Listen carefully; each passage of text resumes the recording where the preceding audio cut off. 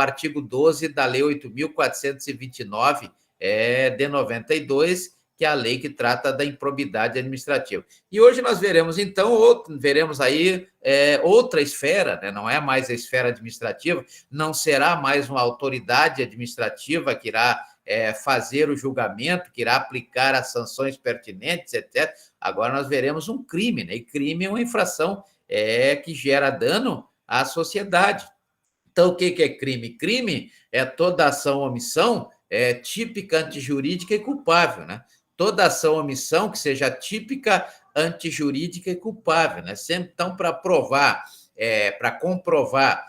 a existência do crime de abuso de autoridade, ou seja, que realmente houve ou não houve em determinada situação a prática desse crime, dessa ação ou omissão, tem que provar que ela é típica, ela é antijurídica e culpável, né? Então, o que é isso, na verdade?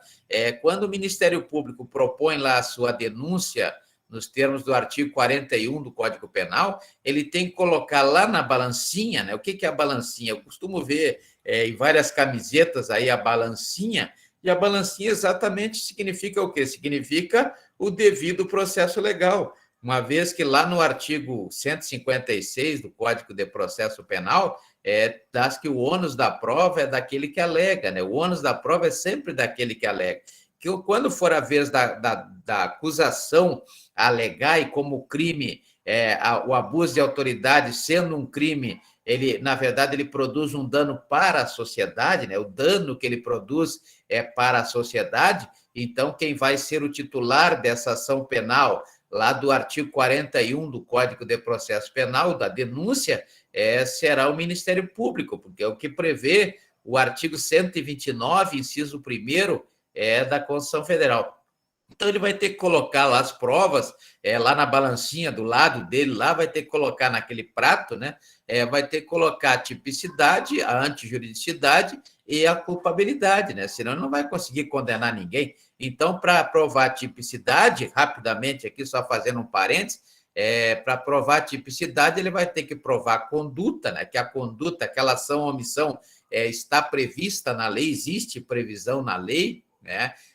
Vai ter que provar o nexo de causalidade, ou seja, vai ter que juntar o ato praticado, a ação ou omissão, com um possível autor, ou seja, misturar lá os indícios de materialidade com os indícios de autoria, conforme prevê o artigo 239 do Código de Processo Penal, porque se ele não mostrar esses indícios, não haverá processo. A finalidade do devido processo legal, lá do artigo 5º, inciso 54 da Constituição Federal, é exatamente o Estado reconhecer a existência dessa materialidade, dessa autoria, ou seja, para o processo somente vão os indícios, né? Os indícios nos termos do artigo 239 do Código de Processo Penal. Indícios esses que serão confirmados ou não no momento da sentença. Então, a sentença lá do artigo 381 do Código de Processo Penal tem essa finalidade, dizer que realmente aquilo ali é verdade ou não, né? Aquilo que for apresentado.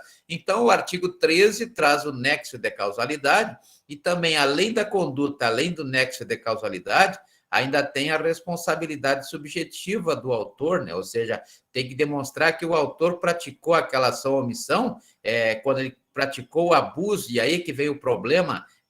Na verdade, nós temos aí a questão do dolo, né? Porque lá na infração administrativa da improbidade administrativa, prevê tanto dolo quanto culpa, né? Tanto dolo quanto culpa.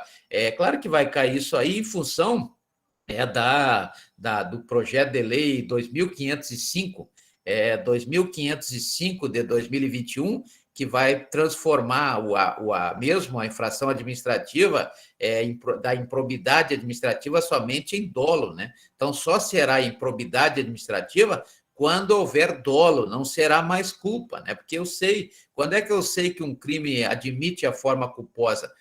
Conforme prevê o artigo 18, inciso 3º, do Código Penal, quando a própria lei diz que ela traz escrito lá que existe a forma culposa, senão não haverá, ou será dolosa ou não será nada, né? Ou será dolosa ou será nada. Então, aqui no direito, analisando o crime contra o crime de abuso de autoridade, da Lei 13.869 de 2019, nós temos o chamado abutendi, ou seja, direito dolo abutendi, ou seja, aquele dolo específico, né? E esse dolo específico está lá no artigo 2º da Lei 13.869 de 2019, e veremos como é que funciona. Então, o importante é que o crime de abuso de autoridade tem que botar, o Ministério Público vai ter que colocar lá na balancinha a conduta, vai ter que colocar o nexo do artigo 13 e a responsabilidade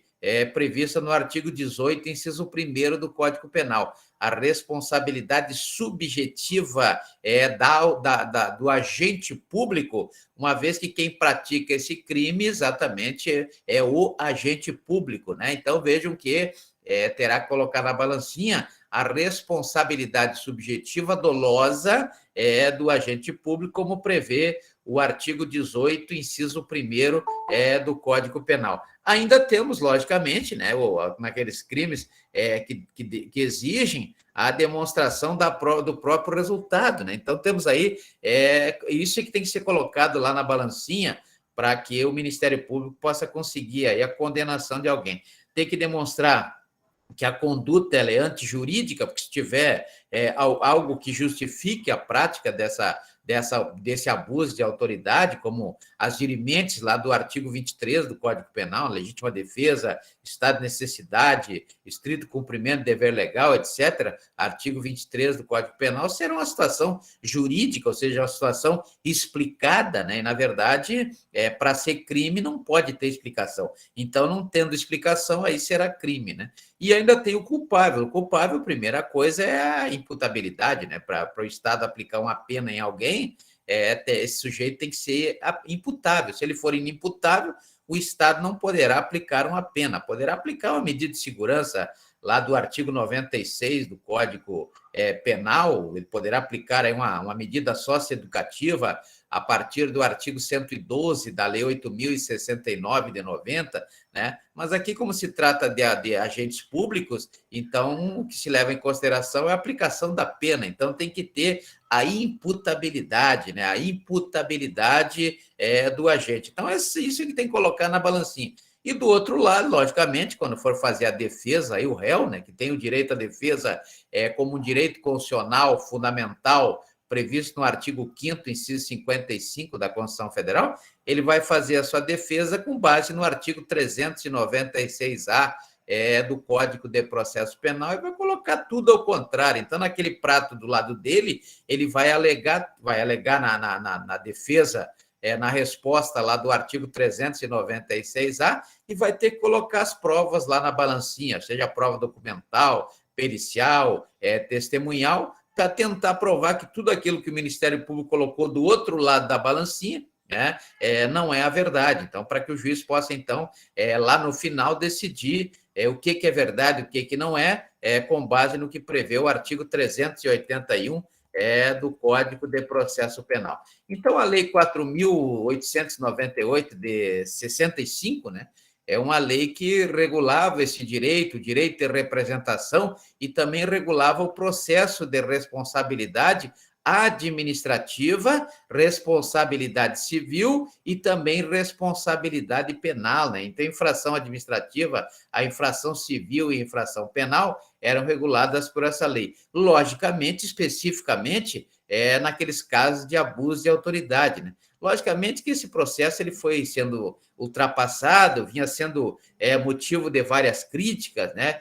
Até porque essa lei 4.898 de 65 tratava-se de uma lei extremamente genérica, ela não tinha uma precisão daquilo que ela afirmava, né? E tornou-se com isso obsoleta, com o tempo ela tornou-se obsoleta para os dias que nós estamos vivendo. Então, por isso, criou um cenário muito negativo para essa lei 4.898 de 65, com isso apareceu aí, ou foi editada, a Lei 13.869 de 2019, que desde o início do ano de 2020, né?